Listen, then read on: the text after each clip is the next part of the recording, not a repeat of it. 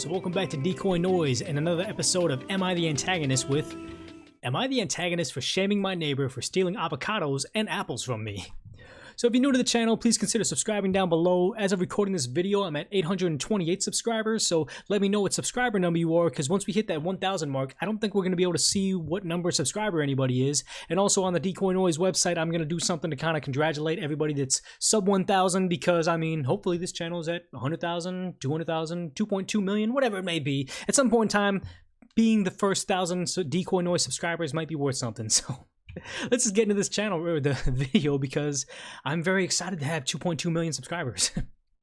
So OP writes, I spent a fortune putting in an apple and avocado trees. They have to be planted in a certain spot in the yard to receive maximum sunlight. Fruit is starting to drop and some of it is dropping into my neighbor's yard. I kindly asked them to put anything that falls into their yard over to our yard. Instead, they're eating my fruit. I decided to shame them by posting a sign pointing to their house, calling them thieves. Oh my god. So, in typical Decoy Court fashion, I'm going to give my knee-jerk reaction and tell who's the antagonist, who's not the antagonist, and I'm saying OP is the antagonist. Good God, what?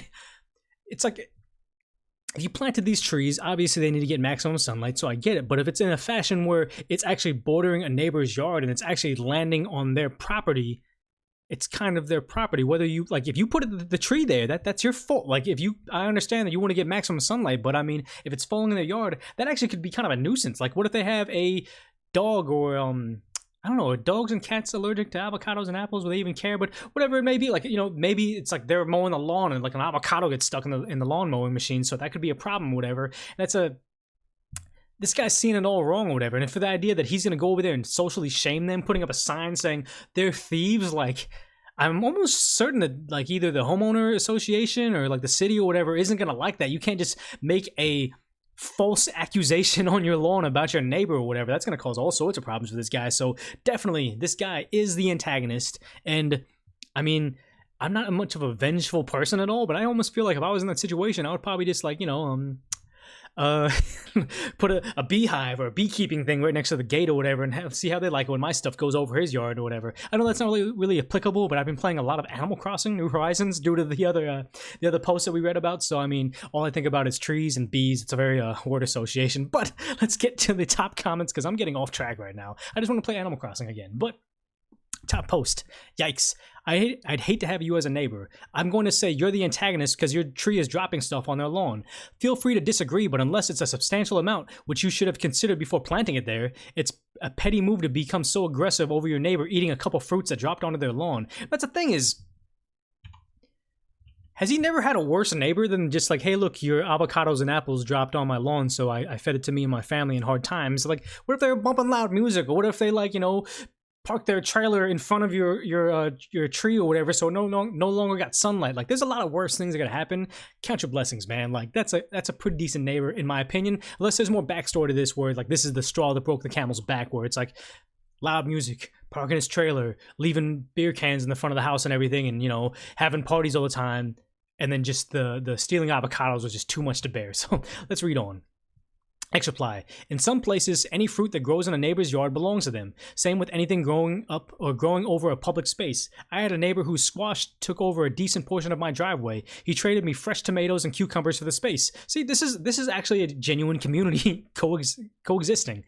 The next post. That is a neighborly thing. We have a few apple trees and a neighbor asked to pick some with his sons to show them where fruit comes from. LOL, OP sounds horrid for freaking out about fruit falling into the neighbor's yard. Don't plant it that close. Heck, the neighbor has the right to cut branches that go into their yard. You're the antagonist. And that is one thing that I kind of glazed over right now, is the idea that if he wanted to, if it's going over his yard, he can take some shears and just chop everything down that's over his yard. If the avocados and apples are falling, it's obviously hanging over his yard. So yeah, he has that right, but he didn't. So he has every right to cut down your tree and nobody gets the apples, or he can take the apples for himself. Like, what? That's a weird sense. I don't want to say sense of entitlement because he is kind of entitled to what he's growing, but I don't know. So the next post is, you're the antagonist. Your tree is encroaching on their property. It is very annoying that you put it so close. They now have to ensure they pick up their yard every time you want now because their grass, or every time they want to mow their grass and make sure they don't allow the fruit to fester. And apparently it comes with an annoying neighbor who feels entitled to make demands and being spiteful. Anything in their yard belongs to them. They can also legally choose to cut off the branches that hang over your fence and nobody gets the fruit and it damages your fancy trees. Also, the avocado tree sprouts cost $40 at the hardware store. Grow up.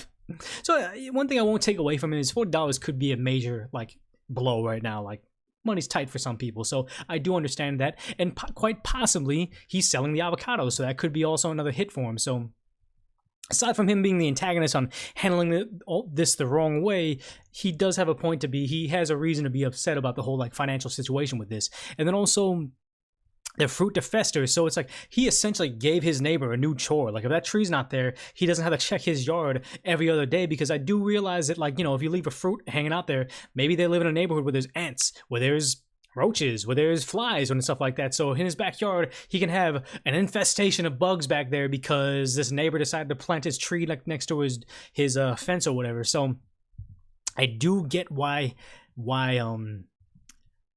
the neighbor wouldn't want to give in to OP's demands, because it's like, no, you're giving me a hard time. I'm going to go ahead and reap the benefits from this. But let's read on.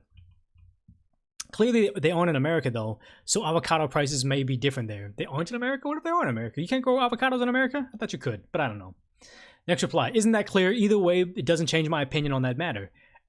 And the next reply is, pretty likely given this isn't fruit tree season in the northern hemisphere. See, we get to learn something right now. You can't grow avocados in California right now because it's not fruit season in the northern hemisphere. So I do get that. Okay, so people also reading on, touche, stupid to me for not really reading the relevant facts on fruit trees. But I mean, I'm just a gossip vlogger at this point in time, so how would I know that? So reading on, you're the antagonist. You're literally expecting them to do extra chores for you, fruit collecting with no pay. If your tree is going onto their property, they get the fruit. That's their reward for not just lobbing over off the branches. It's universal neighbor code. Also, you come off as unhinged for posting an effing sign pointing to their property, calling them thieves. Yeah, he's pretty unhinged for doing the sign. Honestly, if I saw that sign pop up, I probably would have taken all the fruit. I would have saved it. I would have let it fester and keep it in a little cardboard box. And when they come knocking, like, oh, can I get the fruit back or whatever? I'd be like, okay, yeah, I'll send it over. Like, just I'm in the middle of something right now. I'll bring it over, and then you just take all that fruit and just throw it over their yard. Not damaging their house or whatever, but just. You picked up the fruit all over your yard, he can pick up the fruit over all in his yard. And if it's festered, if it's bad, if it's bug ridden or whatever, obviously I would never do that, but that would be the malicious compliance reply to do. I can't wait for this post to be like maybe 2 months old, and then we see the malicious compliance post from the neighbor on Reddit as well. But let's leave the reply. Talking about universal neighbor code, and they say, totally agree, it's the actual law in most places. So I mean, everybody seems to be on the same side on this whole situation with the whole, they're the neighbors' fruits at that point in time. He could do a lot worse, so just be cool with it. I mean, stop being a jerk about it. But also, drop your replies. I mean, I try to reply to everybody in the comments section, but sometimes I just don't see some of the replies on the system. I don't know what it is, but I try to reply to everybody. So if you have any comments to provide, make sure you put it down below. But let's look at the controversial replies.